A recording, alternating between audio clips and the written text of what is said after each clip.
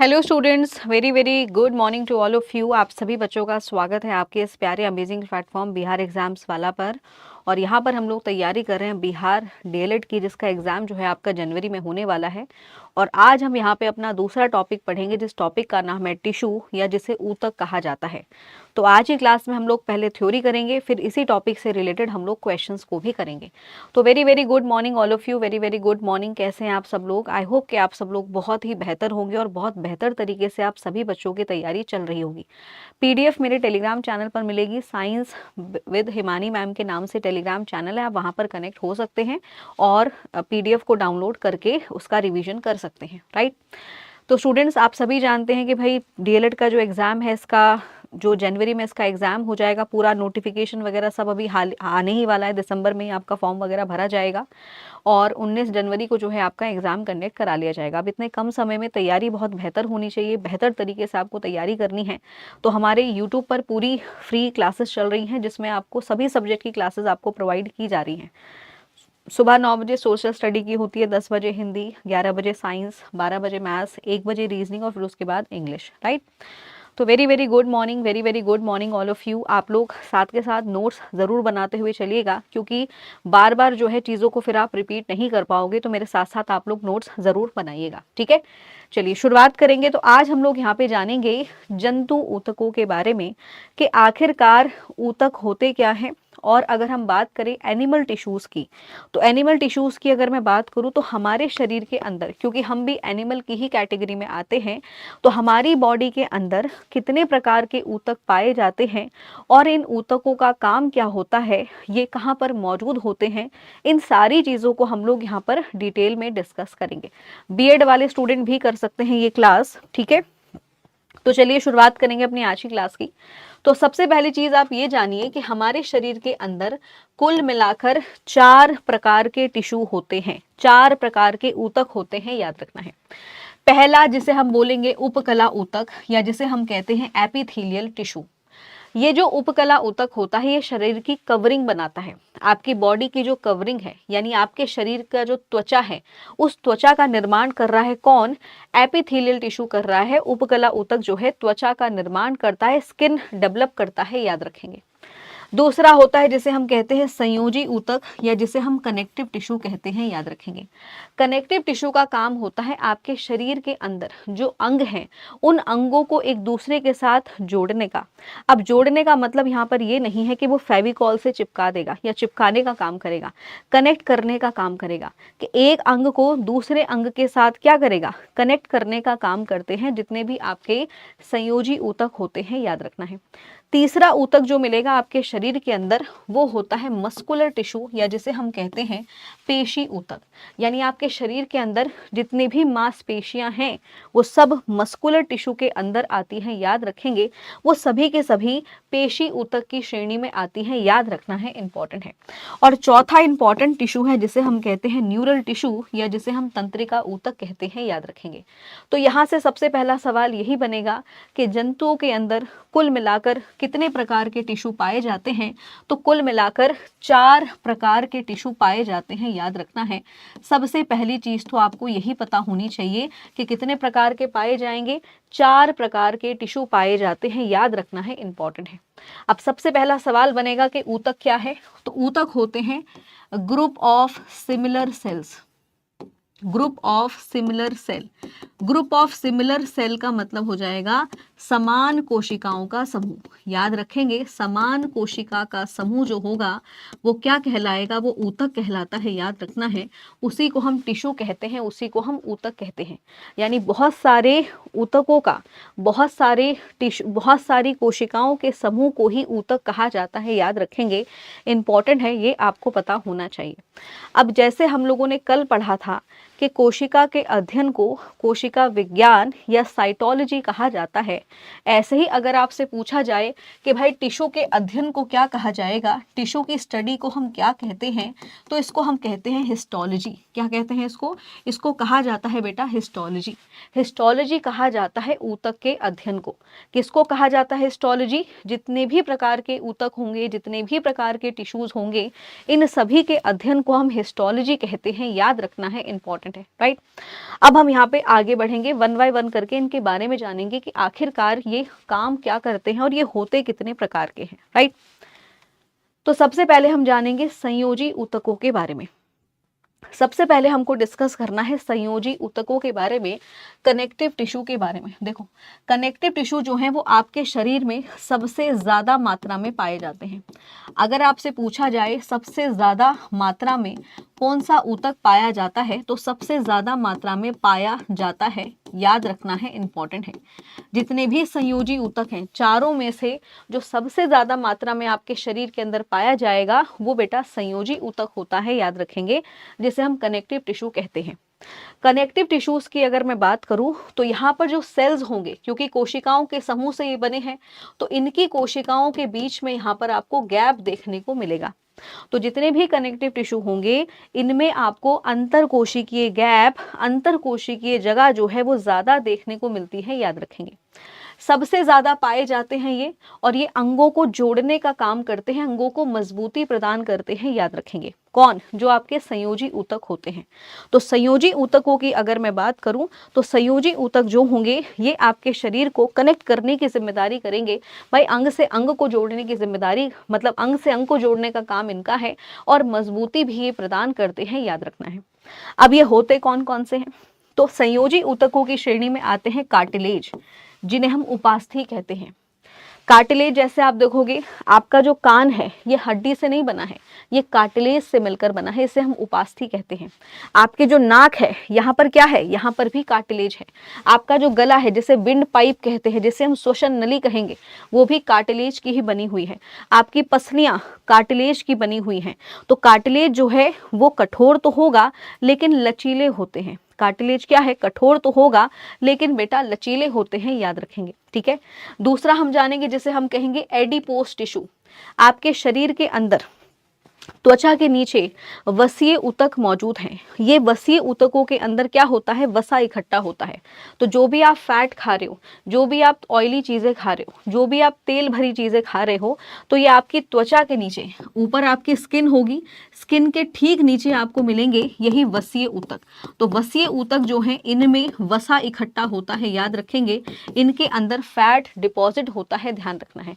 ये भी क्या है? ये भी कनेक्टिव टिश्यू का ही प्रकार है, याद रखना है। कनेक्टिव टिश्यू का ही प्रकार होती हैं हड्डियां। आपके शरीर में जितनी भी बोन्स हैं वो सब क्या है? वो सब है कनेक्टिव टिश्यू। तो हड्डियों को भी संयोजी ऊतक की श्रेणी में रखा जाता है। कितनी होती हैं हड्डियां? तो हड्डियां होती हैं आपके शरीर में कुल मिलाकर 206। किसी अडल्ट की बात करूंगी, किसी वयस्क की बात करें तो वयस्क के शरीर में हड्डियां कुल मिलाकर 206 होती हैं, और अगर किसी बच्चे की बात करें तो उसके शरीर में 300 हड्डियां होती हैं, जिसमें से कुछ कार्टिलेज भी होते हैं, याद रखना है। क्लियर? कनेक्टिव टिश्यू की श्रेणी में रक्त भी आता है, ब्लड भी आता है। तो खून जो है वो भी क्या है? वो भी एक संयोजी ऊतक है। और खून कैसा संयोजी ऊतक है? फ्लूइड टिश्यू है, यानी ये क्या है? ये तरल संयोजी ऊतक की श्रेणी में आएगा, याद रखेंगे। इसे हम कहेंगे द्रव्य संयोजी ऊतक। तो खून भी क्या है? खून भी एक टिश्यू की कैटेगरी में आता है, खून भी एक ऊतक की कैटेगरी में आता है, याद रखना है, इंपॉर्टेंट है, ठीक है। क्लियर होगी बात कि संयोजी ऊतक अगर आपसे पूछा जाए कि क्या क्या होंगे संयोजी ऊतक, तो याद रखना है cartilage, blood, bones, adipose tissues. इनके अलावा और भी चीजें शामिल हैं, जैसे जैसे टेंडन हो जाएगा, टेंडन जिसको कहा जाएगा वो भी संयोजी ऊतक है। इसमें आपके लिगामेंट्स आ जाएंगे जिनको हम स्नायु बंध कहते हैं, स्नायु बंध, ये भी आपके संयोजी ऊतक की श्रेणी में आएंगे। इसी के अंदर आपके आएंगे एरियोलर टिश्यूज। तो ये सब क्या है? ये सब आपके संयोजी ऊतक की श्रेणी में आते हैं, याद रखना है। ये सब आपके संयोजी ऊतक की श्रेणी में आते हैं, ये आपको पता होना चाहिए कि भाई किसको हम संयोजी ऊतक कहेंगे, तो इन सब को हम संयोजी ऊतक कहते हैं, याद रखना है, ठीक है। अब जैसे अगर मैं बात करूं कार्टिलेज की, उपास्थि की अगर मैं बात करूं तो उपास्थि क्या होंगी? उपास्थि कठोर तो होंगी लेकिन लचीली होती हैं। जैसे आपके कान है, आप अपने कानों को मोड़ सकते हो क्योंकि ये कार्टिलेज के बने हुए हैं। ये किसके बने हुए हैं? कार्टिलेज के बने हुए हैं, याद रखना है, इंपॉर्टेंट है। है। अब क्योंकि उपास्थि है, कार्टिलेज है, तो यहाँ पर कोशिका तो पाई जाएगी। तो यहाँ पर जो कोशिका पाई जाती है उसका नाम है क्रोंडोसाइट। क्या नाम है उसका? उसका नाम है बेटा क्रोंडोसाइट। तो क्रोंडोसाइट नाम की कोशिकाएं मिलकर क्या बनाती हैं? उपास्थि को बनाती हैं। याद रखना है, इंपॉर्टेंट है। और यही क्या करेंगे? यही मैट्रिक्स को भी स्त्राव करते हैं, याद रखना है। जब एक छोटा बच्चा होता है, एक भ्रूण होता है, तो उसके शरीर में हड्डियों से ज्यादा आपको उपास्थि मिलेंगी। इसलिए आपने देखा होगा बच्चा बड़ा मुलायम सा होता है, बड़ा सॉफ्ट सा होता है। बच्चे को जो आप ऐसे गोद में उठाओगे तो लगेगा कि कितना मुलायम सा है, कितना सॉफ्ट सा है। तो मुलायम और सॉफ्ट है वो कार्टिलेज की वजह से। उसके शरीर में हड्डियों से ज्यादा आपको मिलेगा कार्टिलेज, राइट? याद रखना है, इंपॉर्टेंट है। कार्टिलेज की अगर मैं बात करूं तो यहाँ पर बेटा ब्लड वेसल्स नहीं होते, यहाँ पर रक्त वहिकाएं नहीं होती हैं। जैसे आप अपने कानों में जब यहाँ पर पियर्सिंग कराते हो या नोज में जब आप पियर्सिंग कराओगे तो यहाँ से खून नहीं बहता चला जाता लगातार। कारण क्या है? यहाँ पर ब्लड वेसल्स नहीं है, यहाँ पर रक्त वहिकाएं नहीं है, इसीलिए पियर्सिंग कराने के बाद खून बहुत ज्यादा बहता नहीं चला जाता। तो ये चीज आपको यहाँ पर याद रखनी है। अब इन वाली जगहों पर जो कोशिकाएं होंगी उनको पोषण कैसे मिलेगा? तो उनको पोषण मिलता है डिफ्यूजन के माध्यम से, विसरण के माध्यम से। क्या है? उनको पोषण मिलता है। ये चीज आपको याद रखनी है, जो कि बहुत इंपॉर्टेंट है। ठीक है, ये तो हो गई बात कार्टिलेज की। अब आता है अगला टिश्यू जिसे हम बोलते हैं एडिपोस टिश्यू, या जिसे हम वसा ऊतक कहते हैं, या फिर इसी को भी हम वसीय ऊतक कहते हैं। तो आप देखो, जैसे आपकी त्वचा है, जैसे आपकी स्किन है, स्किन के ठीक नीचे आपको मिलेंगे फैट सेल्स। इन फैट सेल्स के अंदर ही आपकी चर्बी, वसा जो है वो इकट्ठा होता है, याद रखेंगे। अब ये जो एडिपोस टिश्यू हैं ये बड़े काम के हैं। क्यों? क्योंकि ये क्या करेंगे? आपके शरीर के अंदर जो फैट सॉल्युबल विटामिन होते हैं, वसा में घुलनशील जो विटामिन हैं, वो इन्हीं के अंदर इकट्ठा होते हैं। प्लस ऐसे हार्मोन्स जो स्टीरॉइड्स हार्मोन होते हैं वो भी फैट के अंदर ही इकट्ठा होंगे। प्लस ये जो वसा ऊतक होंगे ये आपके अंगों को सुरक्षा देंगे, आपकी बॉडी के जो इंटरनल ऑर्गन्स हैं उनको प्रोटेक्ट करेंगे। ठीक है, ये इनका मुख्य काम होता है, ध्यान रखना है। आपके लिवर के अंदर भी एडिपोस टिश्यूज पाए जाते हैं। आप देखोगे लिवर के अंदर भी वसा ऊतक पाया जाता है। तो लिवर में भी आपके क्या होंगे? जो फैट सॉल्युबल विटामिन होते हैं, पढ़ाया ना, पहले पढ़ा होगा आप लोगों ने, जो वसा में घुलनशील विटामिन हैं जिनको हम फैट सॉल्युबल कहते हैं। तो जो वसा में घुलनशील विटामिन हैं बेटा, वो वसा में जो घुलनशील विटामिन हैं वो यहीं पर स्टोर होते हैं, यहीं पर इकट्ठा होते हैं, याद रखेंगे। क्यों इकट्ठा होंगे? क्योंकि लिवर के पास मौजूद है वसीय ऊतक। तो वसीय ऊतक के अंदर क्या होगा? ये आपके विटामिन जो है इकट्ठा हो जाते हैं, याद रखना है, इंपॉर्टेंट है। ठीक है, क्लियर? इसलिए आपने देखा होगा लिवर जो हो जाता है वो फैटी लिवर हो जाता है। ये एक बीमारी होती है। जब आप ऑयली चीज़ें बहुत ज़्यादा खाओगे, तली भुनी चीज़ें आप बहुत ज़्यादा खा रहे हो, तो लिवर जो है उसका काम करने का जो प्रोसेस है वो थोड़ा धीमा हो जाता है और लिवर क्या हो जाता है? फैटी लिवर हो जाता है। और फैटी लिवर होने पर लिवर बहुत सारी दिक्कतें जो है करना शुरू कर देता है, याद रखेंगे, इंपॉर्टेंट है, राइट? अब इसके बाद अगला आता है जिसे हम कहते हैं कनेक्टिव टिश्यू की श्रेणी में रक्त, ब्लड, खून जो है वो अगला कनेक्टिव टिश्यू है, याद रखेंगे। अगला कनेक्टिव टिश्यू है ब्लड, जिसे हम रक्त कहते हैं। बड़ा इंपॉर्टेंट है रक्त, क्योंकि ये हमारे परिसंचरण तंत्र का हिस्सा है। आपके शरीर में जो चीज़ों का आदान प्रदान हो रहा है, जो भी चीज़ तुम खा रहे हो, विटामिन्स, मिनरल्स, न्यूट्रिशंस, हार्मोन्स, इसके अलावा जो भी नाइट्रोजन युक्त अपशिष्ट पदार्थ है, वो सब कुछ मिल रहा है तुम्हारे खून के अंदर।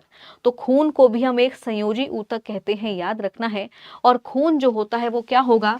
ये होता है तरल संयोजी ऊतक। सबसे पहला सवाल यही पूछा जाता है कि खून को हम क्या कहेंगे?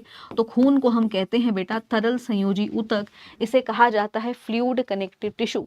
फ्लूइड क्यों कह रहे हैं? क्योंकि इसके अंदर पानी की तरह बहने की क्षमता होती है। क्योंकि ये कैसा है? ये पानी की तरह बह सकता है, याद रखना है, इंपॉर्टेंट है। ये पानी की तरह बह सकता है, याद रखेंगे। आपका खून जो है, आपका रक्त जो है, वो दो चीजों से मिलकर बना है। एक होता है जिसे हम प्लाज्मा कहेंगे, याद रखना है। और दूसरी चीज होती है जिसे कहा जाता है ब्लड सेल्स, या जिनको हम रक्त कोशिकाएं कहते हैं। तो खून के अंदर आपको दो चीजें मिलेंगी, एक तो मिलेगा प्लाज्मा और दूसरी मिलेंगी रक्त कोशिका। खून के अंदर प्लाज्मा का प्रतिशत 55% होता है, याद रखेंगे, और रक्त कोशिकाओं का प्रतिशत 45% होता है, याद रखना है। इस प्लाज्मा की वजह से ही खून को क्या मिलता है, फ्लूइड मीडियम मिलता है, तरल माध्यम मिलता है। अगर प्लाज्मा ना होता तो खून जो है वो द्रव्य ना होता। ये चीज आपको याद रखनी है, जो कि बहुत इंपॉर्टेंट है। अब प्लाज्मा के अंदर ही आपको सारी चीजें मिलेंगी। प्लाज्मा के अंदर ही बेटा 90 से लेकर 95% इस प्लाज्मा में पानी मौजूद होता है। तो यानी आपके खून में पानी है, ये चीज आपको याद रखनी है, क्योंकि प्लाज्मा का जो 55% है, इस 55% के अंदर ही क्या होगा, इस 55% के अंदर ही आपको 90 से 95% पानी मिलेगा। इसी प्लाज्मा के अंदर आपको मिलेंगे पोषक तत्व। जो तुम खाना खा रहे हो, जो तुम्हारा खाना पचा है ग्लूकोज के रूप में, वो ग्लूकोज, वो अमीनो एसिड, वो सब प्लाज्मा के अंदर मिलेंगे। प्लाज्मा में ही आपको सारे प्रोटीन्स मिलते हैं। प्लाज्मा के अंदर ही ब्लड प्रोटीन्स होते हैं, याद रखना है, इंपॉर्टेंट है। प्लाज्मा के अंदर ही विटामिन और मिनरल्स रहेंगे। प्लाज्मा के अंदर ही नाइट्रोजीनियस वेस्ट, जिसे हम यूरिया कहते हैं, वो आपका प्लाज्मा में ही रहेगा। प्लाज्मा ही आपके अंदर आपको हार्मोन्स मिलेंगे। तो बेसिकली आपके ब्लड के अंदर प्लाज्मा जो है वो बहुत ज्यादा इंपॉर्टेंट है, क्योंकि ये इतनी सारी चीजों को एक जगह से दूसरी जगह पर लेकर जाता है, याद रखना है, इंपॉर्टेंट है। राइट, क्लियर होगी बात।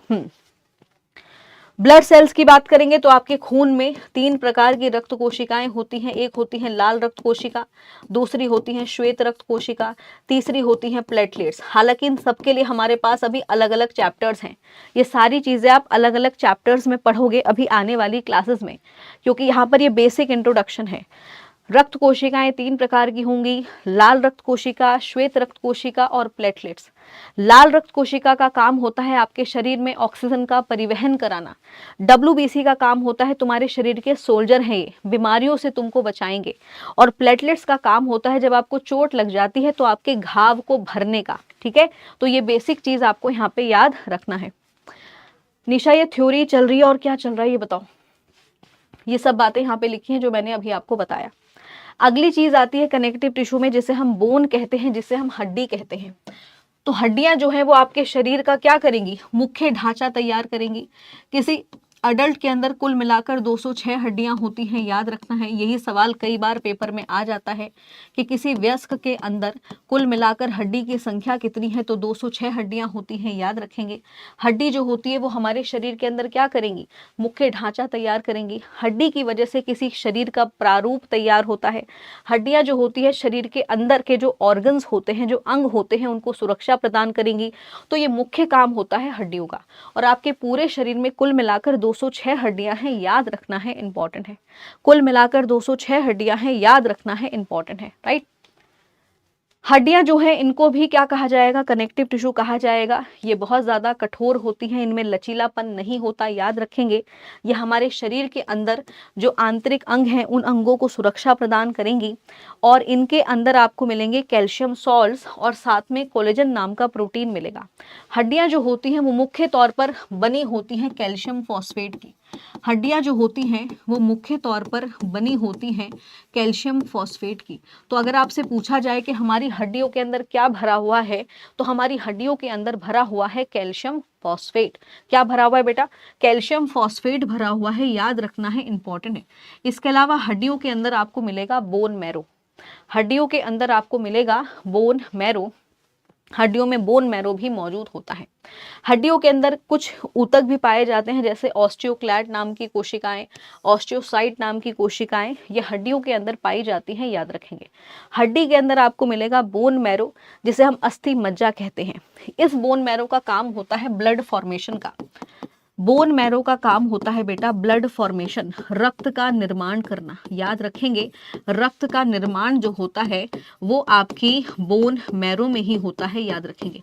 तो आपकी हड्डियां बहुत इंपॉर्टेंट है रक्त के निर्माण के लिए। बोन मैरो के अंदर ही आपको लाल रक्त कोशिकाएं, जिनको हम RBCs कहते हैं, WBCs श्वेत रक्त कोशिकाएं और प्लेटलेट्स, इन तीनों का निर्माण जो है वो यहीं पर होता है बोन मैरो के अंदर। ये आपको पता होना चाहिए, जो कि बहुत इंपॉर्टेंट है। इसके बाद अगला जो देखेंगे अगला टिश्यू जैसे हम बात करेंगे एरियोलर और लिगामेंट के बारे में, तो लिगामेंट का काम होता है हड्डी से हड्डी को जोड़ना। लिगामेंट का काम होता है हड्डी से हड्डी को जोड़ना। तो लिगामेंट वो टिश्यू होगा जो हड्डी से हड्डी को जोड़ने का काम करेगा, याद रखेंगे। टेंडन की बात करेंगे तो टेंडन का काम होता है आपकी हड्डियों के ऊपर जो मांसपेशियां हैं उनको चिपकाना, हड्डियों के ऊपर मसल्स को चिपकाना, ये काम होता है टेंडन का, याद रखेंगे, इंपॉर्टेंट है क्योंकि इससे भी कई बार एग्जाम में सवाल आते रहते हैं कि हड्डियों से हड्डी को जोड़ने की जिम्मेदारी किसकी है, तो ये जिम्मेदारी है लिगामेंट की, जिसे हम स्नायु बंध कहेंगे, और मांसपेशी को हड्डी से जोड़ने की जिम्मेदारी किसकी है, तो ये काम है बेटा टेंडन का, याद रखना है, इंपॉर्टेंट है। एरियोलर टिश्यू की मैं बात करूं तो एरियोलर टिश्यू जो होते हैं ये भी बेसिकली क्या करेंगे, हमारे जो अंग होते हैं, जो मुलायम अंग होंगे, उन अंगों के चारों तरफ एक परत बनाकर रखते हैं ताकि उन अंगों को नुकसान ना पहुंचे। यानी कहने का मतलब यह है कि दो अंगों के बीच में जब खाली जगह होगी तो वहां पर एरियोलर टिश्यू मौजूद होते हैं, याद रखना है। क्लियर? तो एरियोलर टिश्यू होता है, याद रखना है, इंपॉर्टेंट है, ये आपको यहाँ पे पता होना चाहिए। आपको नोट्स बनाने की जरूरत नहीं है क्योंकि आपको पीडीएफ मिलेगा, आप इस पीडीएफ से पढ़ लीजिएगा। अभी हम लोग यहाँ से क्वेश्चन भी करेंगे कि कैसे सवाल यहाँ से आते हैं, ठीक है। तो एरियोलर टिश्यू का मुख्य काम होता है दो अंगों के बीच में जब खाली जगह होगी तो वहां पर ये भरे रहेंगे ताकि अंगों के बीच दोनों अंगों को सुरक्षा प्रदान कर सके, याद रखेंगे, ठीक है। क्लियर? लिगामेंट के बारे में मैंने आपको बता ही दिया है, हड्डी से हड्डी को जोड़ता है, याद रखेंगे। और टेंडन का काम होता है बोन्स, मांसपेशी को हड्डी से जोड़ने का। तो ये तो बात हो गई आपके कनेक्टिव टिश्यूज की। अगला टिश्यू आता है जिसे हम कहते हैं एपिथेलियल टिश्यू, या जिसे हम उपकला ऊतक कहते हैं। उपकला ऊतकों का काम होता है शरीर की या जो भी बॉडी है उसकी कवरिंग बनाना। तो आपका जो शरीर है इसके पास क्या है, ये स्किन है, ये त्वचा है। तो जो ये त्वचा बनी हुई है वो बनी है उपकला ऊतक की। अगर उपकला ऊतक ना होता तो हमारे शरीर के अंग, सारी चीजें बाहर नजर आती, वो एक पूरी कवरिंग ही तैयार नहीं हो पाती, याद रखेंगे। तो एपिथेलियल टिश्यू जो होते हैं ये ऐसे टिश्यू होंगे जिनका मुख्य काम होता है देह का आवरण करना तथा स्तर का निर्माण करना, याद रखेंगे। यहाँ पर जो भी कोशिकाएं पाई जाएंगी उन कोशिकाओं के बीच में गैप बिल्कुल भी नहीं होता है, याद रखेंगे। इनके बीच में गैप जो है बेटा बिल्कुल भी नहीं होता, याद रखना है, इंपॉर्टेंट है, राइट। क्लियर? अब एपिथेलियल टिश्यू तीन प्रकार के होते हैं, शेल की उपकला ऊतक, घनाकार उपकला ऊतक और आपके खंबानुमी उपकला ऊतक। अब शेल की उपकला ऊतकों की बात करूं तो ये मुख्य तौर पर आपके शरीर की बाहरी सतह यानी आपकी त्वचा का निर्माण करते हैं। तो कई बार सवाल आता है कि वो कौन सा ऐसा टिश्यू है जो हमारी त्वचा का निर्माण कर रहा है, तो वो है शेल की उपकला ऊतक। इसके अलावा आपके शरीर के अंदर जितनी भी रक्त वाहिकाएं हैं जिनके माध्यम से ब्लड बह रहा है, उनकी जो दीवारें हैं वो भी शेल की उपकला ऊतकों ने ही बनाई हैं। आपके फेफड़ों के अंदर जो वायु कोश है जिसको हम कहते हैं एल्बुलॉय, वो भी शेल की उपकला ऊतक से ही मिलकर बना है। आपके मुंह के अंदर की कवरिंग जो बनी है वो भी शेल की उपकला ऊतक की ही बनी है। तो बक्कल कैविटी हो गया आपका ईसोफेगस, जिसे भोजन नली कहते हैं, वो भी शेल की उपकला ऊतक की ही बनी है, याद रखना है, इंपॉर्टेंट है, राइट। क्यूबॉइडल की बात करें तो क्यूबॉइडल टिश्यूज जो होते हैं इनका काम होता है लाल ग्रंथि बनाने का। जितनी भी शरीर के अंदर ग्रंथियां होंगी वो सभी के सभी बनी होंगी घनाकार कोशिकाओं की। तो घनाकार कोशिकाओं का काम होता है या तो ये किसी चीज को रिप्रोड्यूस करा रही होती हैं या किसी चीज को एब्जॉर्ब करा रही होती हैं, याद रखेंगे। तो यहाँ से याद रखना, जैसे किडनी की ट्यूब्स हो गई, यूरेथ्रा जिसे मूत्र मार्ग कहा जाएगा, वो बना होता है क्यूबॉइडल यानी घनाकार ऊतकों का, याद रखेंगे, इंपॉर्टेंट है, राइट। ऐसे ही कोलुमनार की बात करेंगे तो खंबानुमी जो होंगे ये भी क्या करेंगे, ये ऐसी जगह पर पाए जाएंगे जहां पर एब्जॉर्प्शन का काम होता है, जैसे छोटी आंत और बड़ी आंत। तो छोटी आंत में जो है आपको खंबानुमी, ये कुछ इस तरह के होते हैं, ये कुछ इस तरह के टिश्यूज होते हैं, याद रखना है। और यहाँ पर क्या मिलेंगे आपको, इस तरीके से विलय लाइक प्रोजेक्शन देखने को मिलेंगे, ठीक है। क्लियर? चलो, बहुत अच्छे। अब हम क्या करेंगे, जरा क्वेश्चन कर लेते हैं, क्योंकि जितना पढ़ाया इससे जरा भी क्वेश्चन को कर लेते हैं, क्योंकि क्वेश्चन किए बिना चीजें फिर आपको क्लियर नहीं होंगी। चलो, सबसे पहला सवाल बताओ जल्दी से, इनमें से कौन सा टिश्यू मुंह की परत का निर्माण करता है? चलो बताओ, इनमें से कौन सा टिश्यू मुंह की परत का निर्माण करता है? और मैंने जस्ट अभी आपको ये बताया है, जितने बच्चों का ध्यान होगा क्लास में पता चल जाएगा। संयोजी ऊतक काम करेगा, कोस्मस यानी शेल की उपकला ऊतक का काम है, कोलुमनार यानी खंबानुमी ऊतक का काम है, या फिर क्यूबॉइडल यानी घनाकार उपकला ऊतक का काम है? किसका काम होता है बताओ। हाँ जी, बहुत ही अच्छे, फटाफट जल्दी से आंसर करिए। क्या होगा इस सवाल का जवाब? आपसे पूछा जा रहा है कौन सा टिश्यू आपके मुंह का, जो मुंह की परत है उसका निर्माण करेगा। मुंह की परत का निर्माण करेगा कौन सा टिश्यू है? बेटा पहले थ्योरी नहीं पढ़ोगे तो फिर कैसे क्वेश्चन करोगे, है ना। बहुत सारे बच्चों का ये है कि मैम पहले क्वेश्चन करा दो। अब कुछ ऐसे हैं जिनको थ्योरी पढ़नी है, तो दोनों चीजों को हम साथ में कवर करते हुए चलेंगे, ठीक है। क्या होगा इसका आंसर? तो इसका आंसर मैंने अभी आपको बताया कि जो शेल की उपकला ऊतक होते हैं, जिनको हम कोस्मस एपिथेलियल टिश्यू कहते हैं, इन्हीं का काम होता है बक्कल कैविटी, जो मुंह है आपका अंदर से, उसकी परत का निर्माण करना। 91% बच्चों ने यहाँ पे सही जवाब दिया है, जिसमें अंजलि रॉय, शालू, वर्षा, काजल, नीलू, आमिर अली, इन सब का जवाब यहाँ पे सही है, ठीक है। बहुत ही अच्छे, बहुत ही शानदार। आगे बढ़ते हैं, अगला क्वेश्चन। इनमें से कौन सा ऊतक सेल में एक लंबा स्टेम जैसा स्ट्रक्चर है और कई छोटी छोटी ब्रांचेस से जुड़ा होता है? बताओ। The cell of which of the following tissue consist of a long stem like structure and many short branches? यानी कहने का मतलब यह है कि ऐसे खंबा जैसा होगा और इससे बहुत सारी ऐसे लग रहा होगा शाखाएं सी निकल रही होती हैं। ये कौन सा वाला टिश्यू है?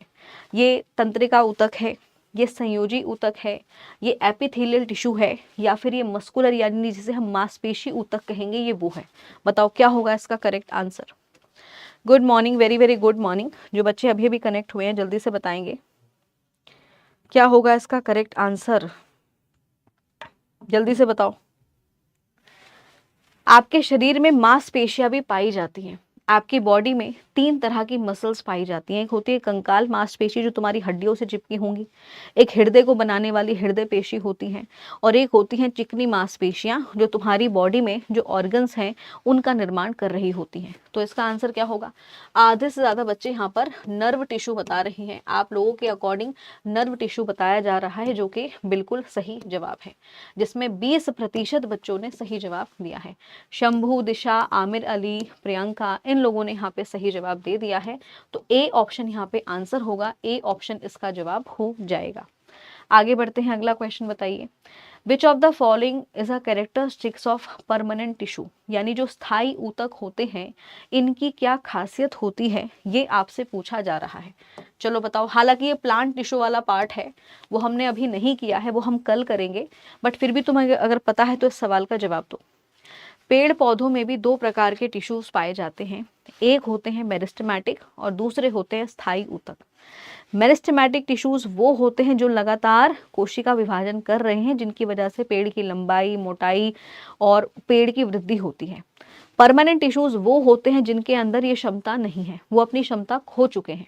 अब मैंने तुमको हिंट दे दिया है, अब तुम आंसर बताओ क्या होगा।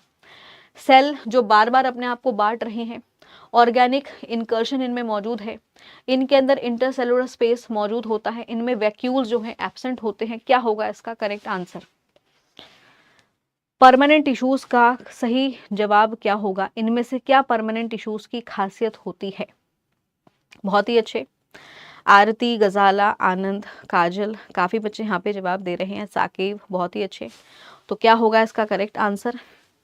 क्या होगा यहाँ पे करेक्ट आंसर? तो यहाँ पर आप में से ज्यादातर बच्चे ए ऑप्शन बता रहे हैं, जबकि ए ऑप्शन नहीं होगा। इसका ऑप्शन होगा सी ऑप्शन, जिसमें केवल 3% बच्चों ने जवाब दिया है, जिसमें प्रियंका, टॉक्सिक और अंकित का जवाब सही है। स्थायी ऊतक वो होते हैं जिनके अंदर विभाजित होने की क्षमता नहीं होती है। इनके बीच में आपको कोशिकीय अंतर या इनके बीच में आपको कोशिकीय गैप देखने को मिलता है। जिनमें डिवीजन होता रहता है वो होते हैं मेरिस्टेमेटिक टिश्यू। वो क्या होते हैं? वो होते हैं मेरिस्टेमेटिक ऊतक, जिनको विभाज्य ऊतक कहा जाता है। याद रखना है, इंपॉर्टेंट है। अगला सवाल बताओ।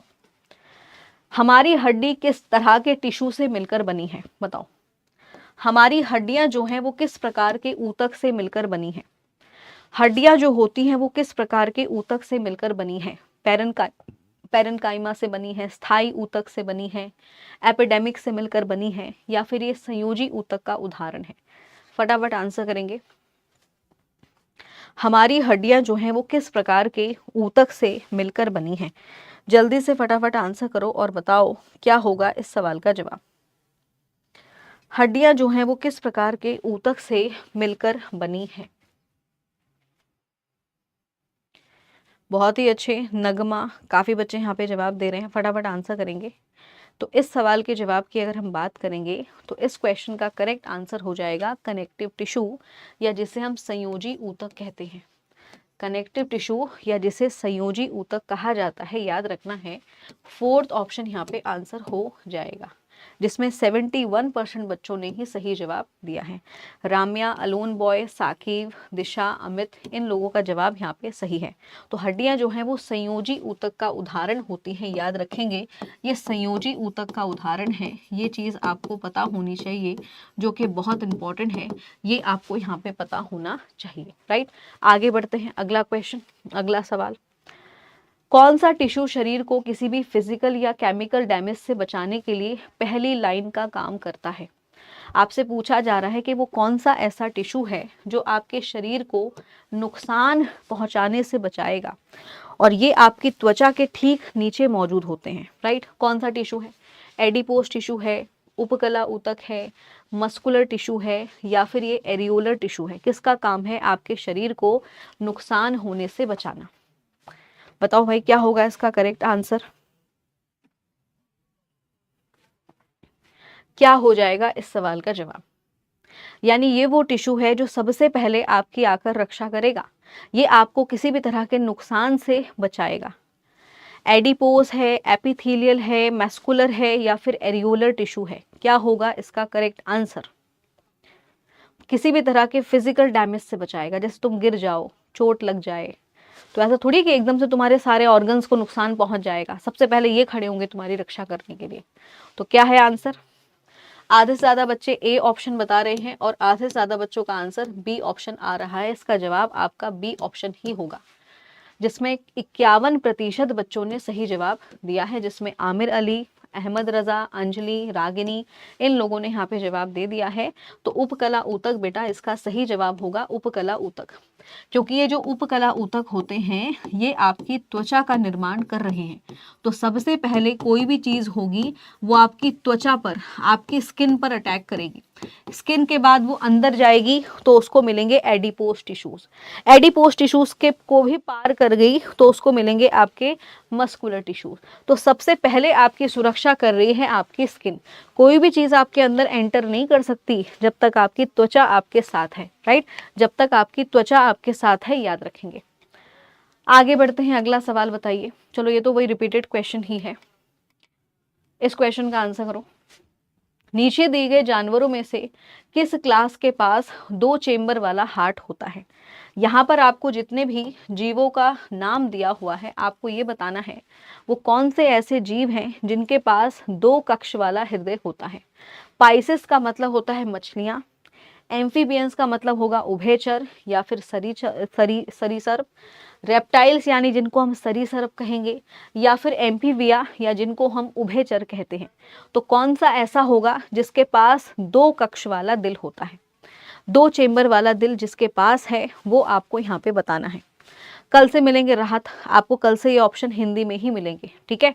बताओ क्या होगा इसका करेक्ट आंसर। बहुत ही अच्छे, तो काफी सारे बच्चे यहाँ पर बी ऑप्शन दे रहे हैं, बी ऑप्शन जवाब बता रहे हैं। ओके, तो कौन से वाले होंगे? तो 2 कक्ष जिनके पास होगा वो होती है मछलियां, या जिनको हम पाइसेस कहते हैं। मछली का दिल जो होगा इसमें बेटा 2 कक्ष होते हैं, याद रखना है, इंपॉर्टेंट है। मछली के दिल में 2 कक्ष होते हैं, याद रखना है, यही आपसे यहाँ पे पूछा गया है। केवल 6% बच्चों ने ही यहाँ पे सही जवाब दिया है, जिसमें आमिर अली, टॉक्सिक, नजीम, अंजलि, इन लोगों का जवाब सही है। अब यहाँ पर तुम लोग नोट डाउन भी कर सकते हो, हमारा जो हृदय होता है, जो हमारा हार्ट है, वो मांसपेशी से मिलकर बना है। हृदय जो है उसे हम एक मांसपेशी अंग कहते हैं, याद रखना है, उसे एक मांसपेशी अंग कहा जाता है, याद रखेंगे। हृदय जिस मसल से मिलकर बना है उसे हम कहते हैं हृदय पेशी, उसे हृदय पेशी या उसे हम कहते हैं बेटा कार्डिक मसल। क्या कहते हैं उसे? उसे कहा जाता है कार्डिक मांसपेशी, याद रखेंगे। जितनी भी मछलियां होंगी इनके पास 2 कक्ष वाला दिल होता है, याद रखेंगे। इनके दिल में 2 चेंबर होते हैं, ध्यान रखना है। दूसरा जितने भी सरीसृप होंगे, सरीसृप हो गए, और जितने भी आपके उभयचर होंगे, इनके पास जो दिल होता है वो होता है 3 कक्ष वाला, 3 चेम्बर वाला हार्ट होता है, याद रखेंगे। जितने भी स्तनधारी जीव हैं, जितने भी मैमल्स हैं और जितने भी पक्षी हैं, इनका जो दिल होगा वो 4 कक्ष वाला होता है, याद रखना है, इंपॉर्टेंट है। तो जिनको नहीं पता है वो इसको प्लीज नोट डाउन कर लेंगे, क्योंकि यहाँ से बेटा बार बार एग्जाम में सवाल आता रहता है। Is that clear? आगे बढ़ते हैं, अगला क्वेश्चन बताइए। 2 हड्डियां एक दूसरे से कनेक्टिव टिश्यू के माध्यम से जुड़ी होती हैं, उस कनेक्टिव टिश्यू को हम क्या कहते हैं? अभी हमने पढ़ा है इस चीज को कि भाई 2 हड्डियां जुड़ी होती हैं एक कनेक्टिव टिश्यू से, उस कनेक्टिव टिश्यू का नाम क्या है? उसे टेंडन बोलेंगे, उसे कार्टिलेज बोलेंगे, उसे मैट्रिक्स कहा जाएगा, या फिर उसे लिगामेंट कहा जाएगा। और ये आपके डीएलएड के पेपर में पूछा हुआ सवाल है। अभी हाल ही में जो पेपर हुए हैं उनमें ये सवाल आया था। बताओ क्या होगा आंसर, क्या होगा इसका सही जवाब? कोई बात नहीं, अभी फिलहाल यहाँ पे आंसर करो, जल्दी से बताओ। हड्डियों से हड्डियों को जोड़ने वाला क्या होता है? हड्डी से हड्डी को जोड़ने वाला जो है उसको क्या कहा जाता है? फटाफट जल्दी से जवाब देंगे और मुझे बताएंगे क्या होगा इसका आंसर। हड्डी से हड्डी को जोड़ने वाला, भाई 2 हड्डियां हैं आपकी, आपके शरीर में तो बहुत सारी हड्डियां हैं। अब इन हड्डियों को आपस में जोड़ने के लिए क्या हमको फेविकॉल चाहिए? नहीं, इनके बीच एक टिश्यू होगा जिसका नाम क्या है? जिसका नाम है लिगामेंट, या जिसे हम स्नायु बंध कहते हैं। इसे लिगामेंट या फिर इसे स्नायु बंध कहा जाता है, याद रखना है। जिसमें लगभग 75% बच्चों ने ही सही जवाब दिया है। इसमें मनोहर, चंदा कुमारी, सलोनी, काजल, इन लोगों का जवाब यहाँ पे सही आया है। अब यहाँ पे याद रखेंगे टेंडन का काम क्या होता है? टेंडन का काम होता है मांसपेशी को हड्डी से जोड़ना। याद रखेंगे ये आपकी मांसपेशी को हड्डी से जोड़ता है। ये भी सवाल बहुत बार एग्जाम में पूछा जाता है कि मांसपेशी को हड्डी से जोड़ता है कौन? तो वो होता है टेंडन, उसे हम टेंडन कहते हैं, याद रखना है, इंपॉर्टेंट है। आगे बढ़ेंगे, अगला क्वेश्चन। इनमें से कौन सा स्थायी ऊतक, चलो ये तो रिपीटेड ये वाला क्वेश्चन है, इस सवाल का जवाब दो। इनमें से कौन सी स्मूथ मसल फाइबर की खासियत नहीं है? यानी आपके शरीर में जो चिकनी मांसपेशियां होती हैं उनकी क्या विशेषता नहीं होगी, उनकी क्या खासियत नहीं होगी? इनमें एक सेंट्रल सिंगल न्यूक्लियस मौजूद होगा, इनके फाइबर में जो आकार होगा वो सिलेंड्रिकल होगा, ये अंदरूनी अंगों में मौजूद होती हैं, और यहाँ पर जो गति होगी वो अनैच्छिक गति होती है। बताओ जितनी चिकनी मांसपेशियां होती हैं इनमें अगर पूछा जाए तो इसकी क्या खासियत नहीं होगी? फटाफट आंसर करेंगे, चिकनी मांसपेशियों की खासियत क्या नहीं होगी, ये आपसे यहाँ पे पूछा जा रहा है।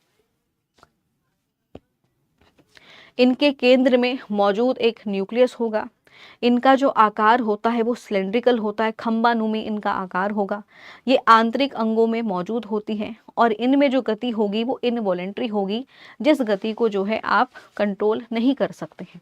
बताओ क्या आंसर हो जाएगा? तो इस सवाल के जवाब की अगर हम बात करेंगे तो इस क्वेश्चन का आंसर आपका हो जाएगा सेकेंड ऑप्शन, जिसमें 14% बच्चों ने ही सही जवाब दिया है। टॉक्सिक, रौनक, आमिर, इनका जवाब यहाँ पे सही है। इनका आकार सिलेंड्रिकल नहीं होता, बल्कि इनका आकार होता है इस तरीके से, जैसे मछली की आंख कह लो, या इस तरीके की शेप इनकी होती है, इस तरीके की। तो ये इस तरह की शेप की होती है, ना कि ये खंबानुमी शेप की होती है, याद रखना है। ठीक है, आगे बढ़ते हैं, अगला सवाल बताओ। ट्यूब का नेटवर्क जिसे ट्रैकिया कहते हैं, जो कि सांस लेने में अंगों की मदद करता है। बताओ नेटवर्क ऑफ ट्यूब जिसको हम ट्रैकिया बोलते हैं, ये एक श्वसन अंग है, और ये श्वसन अंग किस में पाया जाता है? बताओ जल्दी से, श्वसन अंग जो है वो किस में पाया जाएगा? बहुत सारी पतली पतली नलिकाओं का एक ट्यूब बना हुआ है जिसके माध्यम से जीव जो है सांस लेता है। तो ऐसा जो ट्रैकिया है वो किस जीव का उदाहरण होगा? इंसेक्ट का, केचुए का, मछली का, या फिर म्यूसल जिसको कहा जाता है उसका? बताओ क्या होगा इस सवाल का जवाब? जल्दी से आंसर करेंगे, क्या होगा इस क्वेश्चन का करेक्ट जवाब? आपसे पूछा जा रहा है कि ट्रैकिया के माध्यम से कौन सा जीव सांस लेता है? ट्रैकिया के माध्यम से कौन सा जीव है जो सांस लेता है? कीट लेगा, अर्थवॉर्म लेगा, फिशेस लेगा, या फिर म्यूसल लेगा? तो ट्रैकिया के माध्यम से जो सांस लेता है जीव वो होता है इंसेक्ट, या जिसे हम कीट कहते हैं, या जिसे आप कह सकते हो इंसेक्ट की कैटेगरी में आता है कॉकरोच। तो कॉकरोच जो है वो ट्रेकियल के माध्यम से ही क्या करता है, सांस लेता है। 20% बच्चों का जवाब सही है, जिसमें मनोहर, रौनक, अंशु, आमिर और शिवी ने यहाँ पे जवाब दे दिया है। अब जरा यहाँ पे जानो, केचुआ जो है सांस लेने के लिए अपनी त्वचा का इस्तेमाल करता है, स्किन का इस्तेमाल करता है, याद रखेंगे। मछली सांस लेने के लिए गिल्स का इस्तेमाल करती है, याद रखना है। मछली सांस लेने के लिए गिल्स का इस्तेमाल करती है, याद रखेंगे, इंपॉर्टेंट है, राइट। आगे बढ़ते हैं, अगला क्वेश्चन बताइए। इनमें से कौन सा टिश्यू जानवरों के लिए प्रोटेक्टिव टिश्यू का काम करेगा? इनमें से वो कौन सा ऐसा ऊतक है जो जीवों में सुरक्षा का काम करता है? बताइए कौन सा ऊतक, फटाफट आंसर करो। इनमें से कौन सा ऊतक ऐसा है जो जानवरों को सुरक्षा प्रदान कर रहा होता है? मांसपेशी ऊतक, तंत्रिका ऊतक, उपकला ऊतक, या फिर बेटा संयोजी ऊतक? बताइए कौन सा ऐसा है जो हमारे शरीर को सुरक्षा प्रदान कर रहा होता है, ये आपको बताना है। फटाफट जल्दी से आंसर करेंगे और मुझे बताएंगे क्या होगा इसका सही जवाब। बताइए जल्दी से, क्या होगा इसका करेक्ट आंसर? कौन सा ऐसा ऊतक है जो हमारी बॉडी को प्रोटेक्ट कर रहा होता है, जिसे हम प्रोटेक्टिव टिश्यू के नाम से जानते हैं? प्रोटेक्टिव टिश्यू के नाम से किसे जाना जाएगा? जल्दी से फटाफट आंसर करिए, क्या होगा इसका सही जवाब? तो याद रखेंगे, इस क्वेश्चन का करेक्ट आंसर है उपकला ऊतक, जिसमें 66% बच्चों ने सही जवाब दिया है। पूजा पासवान, अंजी रॉय, आमिर अली, गजाला, टॉक्सिक, इन सब का जवाब यहाँ पे सही है। तो एपिथेलियल टिश्यू, या जिसे हम उपकला ऊतक कहते हैं, यही हमारे शरीर में त्वचा का निर्माण कर रहा है, जिसकी वजह से क्या है, ये एक संयोजी मतलब एक सुरक्षात्मक ऊतक के रूप में जाना जाता है। अगला क्वेश्चन बताओ, त्वचा के नीचे वो कौन सा ऊतक है जिसके अंदर वसा इकट्ठा होता है? त्वचा के नीचे वो कौन सा ऊतक है जिसके अंदर वसा इकट्ठा होता है, उसको हम क्या कहेंगे?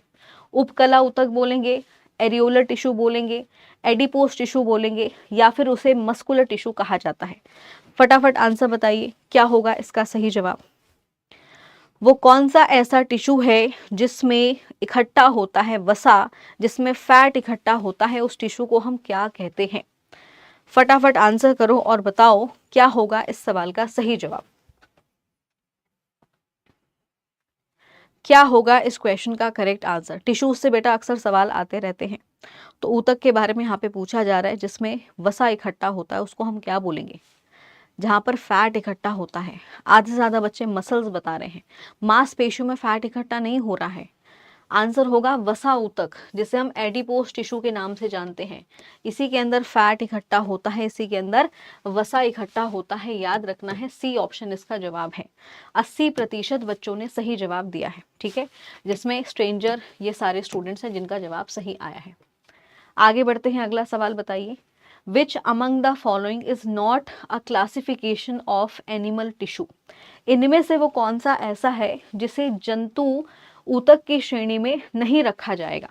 अब देखते हैं यहाँ पे कितने बच्चे यहाँ पे सही जवाब दे सकते हैं। बताओ फटाफट आंसर क्या होगा। इनमें से वो कौन सा ऐसा है जिसे हम जंतु ऊतक की श्रेणी में नहीं रखेंगे? बताओ कौन सा है, फटाफट आंसर करो।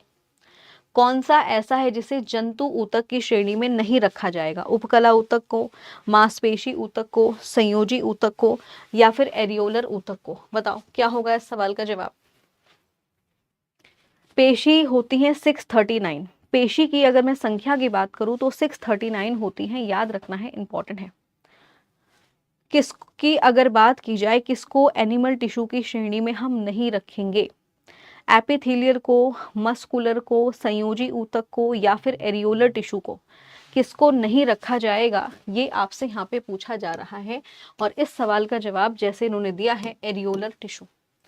59% बच्चों में रागिनी, रौनक, नगमा, इन लोगों ने जवाब दे दिया है, क्योंकि ये एक्चुअल में एक सब पार्ट हो जाएगा। किसका? ये सब पार्ट हो जाएगा जंतु ऊतकों का। अगला सवाल बताओ, टिश्यू क्या होते हैं, या ऊतक किसको कहा जाता है? टिश्यू क्या होते हैं, ऊतक किसको कहा जाता है, ये आपको बताना है। चलो बताओ क्या होगा इसका करेक्ट आंसर। वो कोशिकाएं जो एक ओरिजिनल कोशिकाओं से मिलकर बनी है बट इनका काम अलग अलग होता है। ऐसी कोशिकाएं जो सिमिलर होंगी और काम भी एक जैसा ही करेंगी। ऐसी कोशिकाएं जो डिसिमिलर होती हैं बट इनका काम जो होता है वो अलग अलग होता है। तो अगर हम टिश्यू की बात करें, ऊतक की बात करें, तो ऊतक आखिरकार होते क्या है, क्या होते हैं ऊतक, ये आपको बताना है। बताओ फटाफट जल्दी से, क्या होगा इस सवाल का सही जवाब, क्या होगा इस क्वेश्चन का करेक्ट आंसर। बहुत ही अच्छे, जल्दी से जवाब दो। तो अगर हम टिश्यू की बात करेंगे तो टिश्यू मैंने आपको भी बताया था क्या होता है, बहुत सारी कोशिकाओं का समूह। और वो कोशिकाएं कैसी होनी चाहिए, एक जैसी होनी चाहिए, और वो एक जैसी कोशिकाएं ही मिलकर एक जैसा ही काम करेंगी। तो इसका आंसर आपका हो जाएगा फोर्थ ऑप्शन। याद रखेंगे, फोर्थ ऑप्शन यहाँ पे सही जवाब हो जाएगा। ऐसे सेल्स जो ओरिजिनल यानी उनका जो ओरिजिन होगा, उनका जो उद्गम होगा वो एक ही होगा, उनका रूप और उनका काम भी क्या होगा, एक जैसा होगा। याद रखना है, इंपॉर्टेंट है। तो डी ऑप्शन बेटा यहाँ पे आंसर हो जाएगा। 76% बच्चों ने सही जवाब दिया है, जिसमें वीरा, पूजा, प्रियंका, इन लोगों का जवाब यहाँ पे सही आ चुका है। राइट, बहुत ही अच्छे, बहुत ही शानदार। तो यहाँ पे स्टूडेंट्स हम लोगों ने आज टिश्यू वाले पार्ट को कवर किया है, जिसमें आगे हम इसके और भी डिफरेंट टाइप के क्वेश्चंस को कवर अप करेंगे। तो वो हम अपनी आगे आने वाली क्लासेस में उसको करेंगे। राइट, अब आप लोगों के लिए एक ज़रूरी सूचना और एक ज़रूरी जानकारी, और वो ज़रूरी जानकारी ये है कि आप में से बहुत सारे बच्चे डिमांड कर रहे थे कि मैम बैच ले आइए डीएलएड का, क्योंकि कम समय है और इतने कम समय में आपको तैयारी करनी है।